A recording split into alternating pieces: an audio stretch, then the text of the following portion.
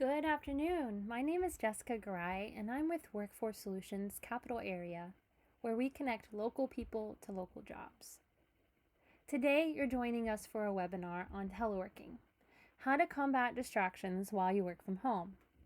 Please note that this is a pre-recorded webinar, but we are still available live on YouTube and Facebook to answer all of your questions. You can also email us at k12awareness@wfscapitalarea.com. Now, this webinar is for you if you work from home. Maybe you have kids and you also work from home. You attend school online, or all of the above.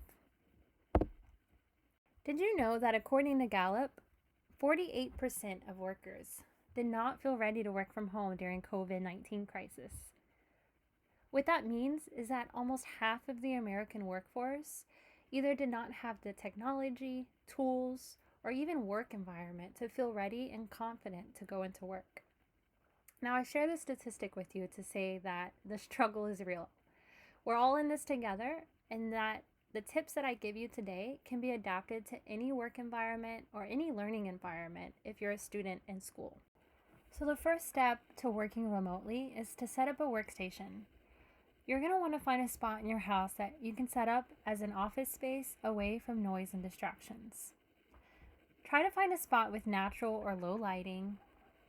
Turn on your favorite lo-fi playlist and get a comfortable chair because you will be sitting there for a while. Parents, if the bedroom is the only space for you to close the door and be productive, even just for a few minutes, that is okay. The one tip that I'm going to leave for everyone is do not work near household chores.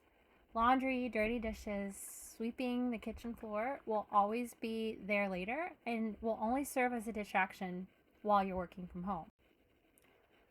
So one of my favorite slides in today's webinar is manage expectations. You're going to want to communicate with your manager, your teacher, your colleagues, and maybe even your loved ones on what your new schedule is going to look like. Discuss what your goals are for the week and any hurdles you will have along the way. Over-communicate when necessary. The best way to get through this is communicate our needs, expectations, and to take care of ourselves. Establishing expectations will ensure that you don't overcommit, you don't underdeliver, or add any extra unwarranted stress during an already stressful time. We are all in this together, kids, no kids, living alone, or in a space with others. So, managing expectations can look a lot like this. First, talk to your team about the best way to communicate for projects while working from home. This may be Zoom meetings, Microsoft Teams, Slack, or simply just email. Also, you should discuss your schedule with your manager and your team. Understand that some may have non-traditional work hours due to extra responsibilities at home, and as you learn of this adapted schedule, be sure you respect other people's schedules if they're different than yours. You also want to make sure you communicate your needs or when you need support on a particular project. A couple pro tips I have for you today is, for those with regular 9-to-5 jobs, it's a common trend for projects asked to be done at close of business, COB. However, Gallup.com online recommends managers adapting to open of business, OOP.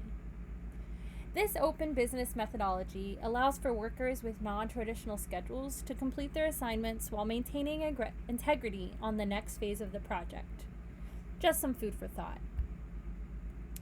There was another really great pointer from Gallup, and I think it really speaks to the current work climate right now. We often feel so consumed with different Zoom meetings with our teams and partners, but I think this is an opportunity to keep meetings brief and structured. Use your time wisely. Meet with your colleagues for critical project updates, but be mindful of everyone's situation.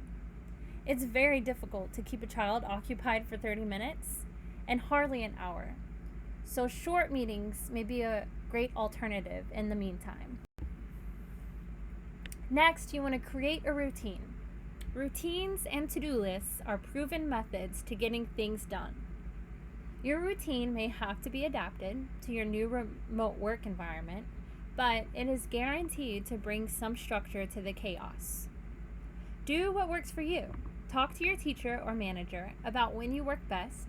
Discuss any upcoming meetings or deadlines you have for the week, and include family members where necessary. Now, one tried and true strategy I've heard several parents discuss is that they take shifts in supervising their children. For instance, parent 1 may watch the children one day and then alternate to parent 2 on the next day. This allows for each parent to dedicate time uninterrupted for their workday, and then they're able to schedule meetings and other critical projects during the times without the children. Personally, for me, I don't have children that I have to watch at home. So part of my routine is I like to chunk or block my time. By Monday morning, I reflect and write down all of the projects that I would like to get done that week. Then I write down the time I believe it'll take me to work on that project. Blocking my time is taking the time I've allocated for each project and putting it in blocks throughout my weekly schedule. So if a report is going to take me 2 to 3 hours, I like to write 2 to 3 hours on a particular day that I can spend solely dedicated on that project. What that does for me is it cuts distractions, it gives me something to look forward to, and it allows me to take breaks when necessary, which is another pointer. Take regular breaks. Anytime you're feeling stress or anxious, it's so important to just completely disconnect from the computer, walk outside if it's sunny, and just release that built up energy. This should go without saying, but you should mute and cancel all unnecessary distractions while working. This does not include your kids, unfortunately, but this does include notifications that are not related to the current work you're doing. Now that we are #alone together, those other Slack messages, social media notifications, news reports, and group text messages will only bombard you with more noise than you have ever experienced before. Maintaining a structured work routine each day will allow for you to feel good about getting offline, and you'll be able to spend time at your leisure with your family. For others, outside distractions may not be an issue. Work itself may be the issue. The term for this phenomenon is work creep, or, as I should say, job creep, and is simply when work creeps into your day outside of regular work hours. A couple important ways to combat this is to set aside time only dedicated to the work you're doing, and find a time to disconnect each day. Also, consider giving yourself 30 to 60 minutes to respond to emails so you can dedicate time to other tasks. There's a really great article from Fast Company linked below this video for you to read on combating work creep. Students, things may seem a little crazy, but in the midst of unprecedented times, there is an opportunity to grow and learn. For students, my recommendation for you is to use this time to get to know yourself, discover what makes you tick, and adapt to a new school routine that fosters a love of learning. My pro tip for you is discover new hobbies or work on #adulting activities like a resume or driving course.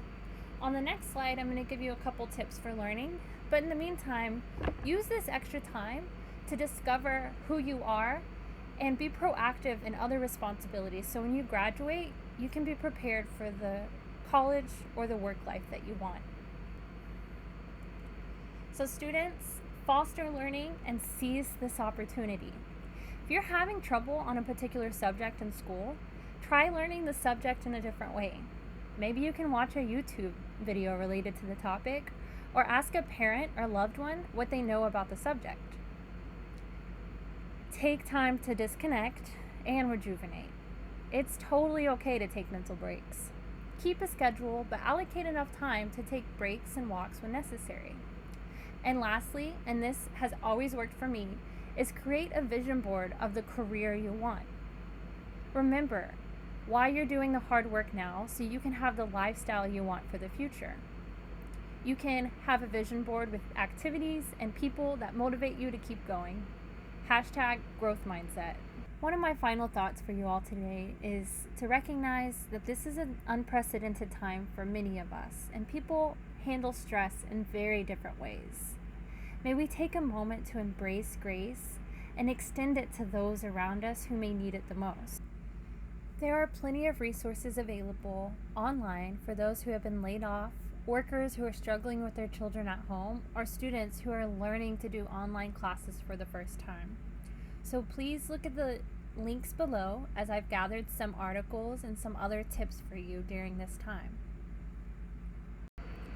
Workforce Solutions Capital Area has a few resources for those who may be interested. Here's a couple that I'd like to highlight. For students, we have a whole team of outreach specialists ready to teach you more about careers and upcoming trainings. We even created a middle school and high school digitized work group for you to work on while you're studying career awareness.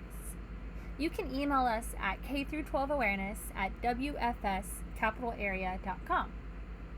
For workers, read the articles linked below on how to maintain a productive work schedule during COVID-19.